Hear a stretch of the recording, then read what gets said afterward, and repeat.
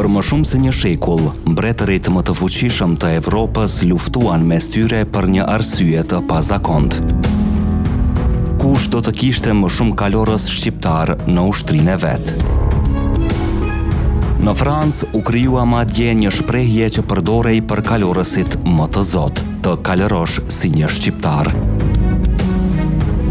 Në Venedik, Napoli, Milano e deri në oborin mbretëror francez, emri i stratiotëve shqiptar ishte sinonim i guximit, shpejtësisë dhe fitores. Ata ishin luftëtarë që sulmonin si rufeja, zhdukeshin para se armiku të reagonte dhe shpesh vendosnin fatin e betejave më të mëdha të kohës. Por kush ishin këta kalorës legjendar, si arritën shqiptarët të bëheshin elita ushtarake e Evropës dhe pse historia e tyre sot njihet kaq pak? Nëse ju pëlqejnë historitë e rralla dhe të dokumentuara të kombit ton, mos harroni të pëlqeni videon, të abonoheni në kanalin Histori Epike dhe të aktivizoni njoftimet. Sepse historia që do të dëgjoni sot është një nga kapitujt më të lavdishëm të shqiptarëve në mesjetën e vonë. Në vitin 1468, kur Gjergj Kastrioti Skënderbeu mbylli sytë për gjithmonë, shumë menduan se rezistenca shqiptare kishte marrë fund. Qytetet shqiptare ranë njëri pas tjetrit, në sundimin osman dhe mira familje u detyruan të linin vendlindjen. Një pjesë u vendos në mbretërinë e Napolit, të tjerë në Venedik, në More, në Dalmaci dhe në ishujt e Mesdheut. Megjithatë, bashkë me ta nuk u largua vetëm popullsia, u largua edhe një përvojë ushtarake që Evropa nuk e kishte parë më parë. Këta burra ishin rritur në luftë, për dekada kishin përballuar ushtrinë më të madhe të kohës, perandorinë osmane. Ata kishin mësuar të luftonin në male, në fusha, në prita, në sulme të befasishme dhe në ndjekje të shpejta. Pikërisht kjo përvojë i bëri aq të kërkuar nga princat dhe mbretërit evropian. Ata u njohën me emrin stratiot, një fjalë që rrjedh nga greqishtja stratiotes, që do të thotë ushtar. Venedikasit i quanin stradioti, ndërsa në Francë shpesh njihen thjesht si albanais, shqiptarët. Edhe pse në radhët e tyre kishte edhe luftëtar nga popujt të tjerë të Ballkanit, pjesa dërmuese e komandantëve dhe kalorësve më të fuqishëm ishin shqiptarë. Aq shumë u identifikuan me kombin ton, sa në kronikat evropiane emri i kalorës shqiptar u bë pothuajse sinonim i stratioti. Por çfarë i bënte ata kaq të veçantë? Në një kohë kur kalorësit evropian mbështeteshin tek forca brutale, te parzmoret e rënda dhe përplasjet ballore, shqiptarët luftonin krejt ndryshe. Ata lëviznin me shpejtësi të jashtëzakonshme, sulmonin papritur, godisnin pikën më të dobët të armikut dhe tërhiqeshin para se kundërshtarit të organizohej. Ishin mjeshtër të zbulimit, të pritave dhe të luftës psikologjike. Shpesh armiku nuk arrinte as t'i shihte, derisa ishte tepër vonë. Arma e tyre më karakteristike ishte shtiza e gjatë, e cila përdorej me mjeshtëri gjatë sulmit mbi kal. Banin gjithashtu shpatë, kam dhe hark sipas rastit. Kuajt e tyre nuk ishin të mëdhenj si ata të kalorësve perëndimor, por ishin shumë më të shpejtë dhe më të përshtatshëm për terrene të vështira. Kjo u jepte një avantazh të madh në manovrim. Kronikanët e kohës shkruajnë se stratiotët flinin shpesh nën qiell të hapur, bashkë me kuajt e tyre, dhe ishin në gjendje të përshkonin distanca të gjata pa u lodhur.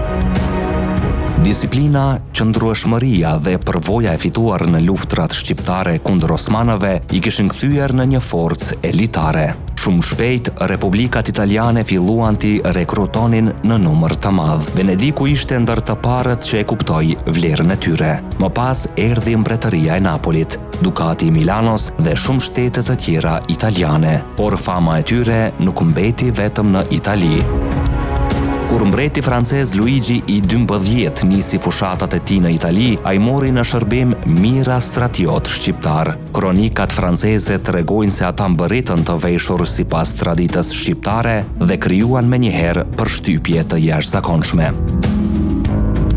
Poeti Jean Marot shkruante se ata kaleronin si një stuhi që afrohej. Për ushtarët francez, këta luftëtar dukeshin krejt ndryshe nga çdo ushtri tjetër që kishin parë më parë.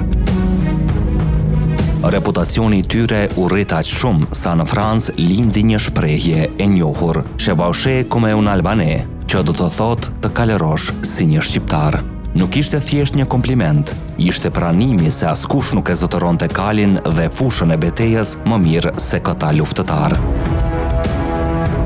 Në shekullin e 16, Evropa njihte 3 lloje kalorësish që konsideroheshin më të mirët: kalorësit e lehtë shqiptar, kalorësit spanjoll dhe rejterët gjerman. Por në shumë beteja ishin pikërisht shqiptarët ata që merrnin detyrat më të rrezikshme. Ata dërgoheshin për zbulim, për ndjekjen e armikut në tërheqje, për sulme të papritura ose për të mbrojtur vetë mbretin.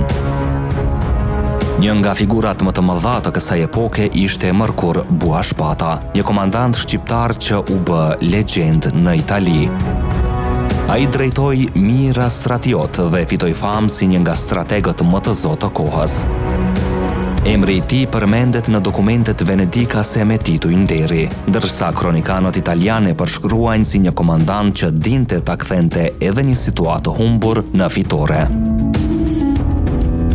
Në të njëjtën periudhë spikatën edhe komandantë të tjerë shqiptar si Adrian Muzaka dhe antar të familjeve Bua, Manesi, Meksi, Ralli e shumë të tjera arbërore që kishin gjetur strehim në Itali pas pushtimeve osmane. Për dekada të tëra, shqiptarët mbajtën poste drejtuese në repartet elitare të kalorësisë evropiane. Por fama nuk fitohet vetëm me emra, ajo fitohet në fushën e betejës. Një nga përplasjet më të njohura ku morën pjesë stratiotët ishte beteja e Fornovos në vitin 1495. Aty u përballën ushtritë e Francës me Aleancën e Shteteve Italiane. Të dyja palët kishin stratiot shqiptar në shërbim, gjë që tregon sa të kërkuar ishin ata. Në këtë betejë shqiptarët kryen sulme të shpejta, goditën prapavijen e armikut dhe krijuan panik në radhët e kundërshtarëve. Edhe pse rezultati i betejës mbeti i diskutueshëm, një gjë ishte e qartë për të gjithë kronikanët. Stratiotët kishin qenë ndër luftëtarët më vendimtar të ditës.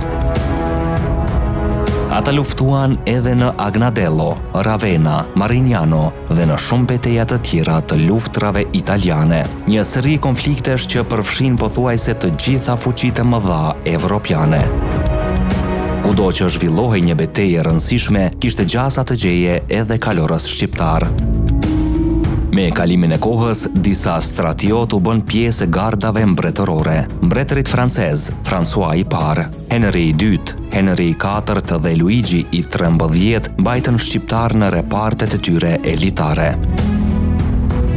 Madje disa fisnik francez kishin truproja të përbëra vetëm nga shqiptar. Besnikëria dhe aftësia e tyre në luftë ishin bërë legjendare. Megjithatë, historia nuk qëndron kurrë në vend. Në mesin e shekullit 16, mënyra e luftimit në Evropë filloi të ndryshonte me shpejtësi. Armët e zjarrit u përhapën gjithnjë e më shumë. Musketa dhe artilleria filluan të zëvendësonin gradualisht sulmet tradicionale të kalorësisë. Ajo që dikur kishte qenë arma më vendimtare e fushbetejës, po humbiste rëndësinë.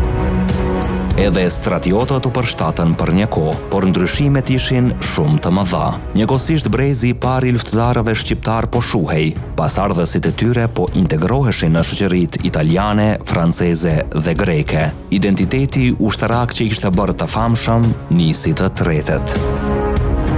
Goditjen më të rënde morën në fund të shekullit 16 gjatë luftrave fetare në Francë. Në betejën e Kutras, shumë stratiot shqiptar humbën jetën duke luftuar në anën e mbretit francez. Ishte një nga përplasjet që shënoi fundin e epokës së tyre.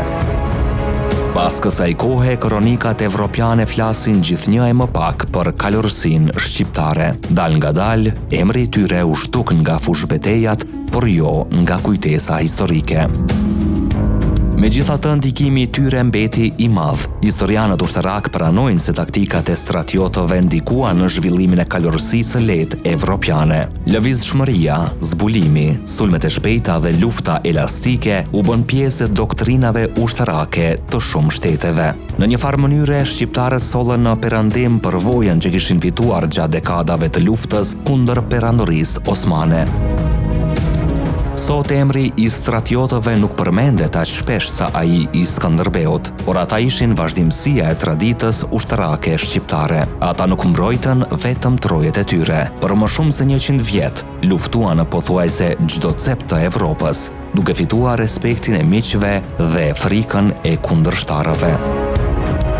Kur kronikanët francezë shkruanin se askush nuk kaleronte si shqiptarët, ata nuk po përdornin një metaforë, ata po përshkruanin realitetin e kohës së tyre.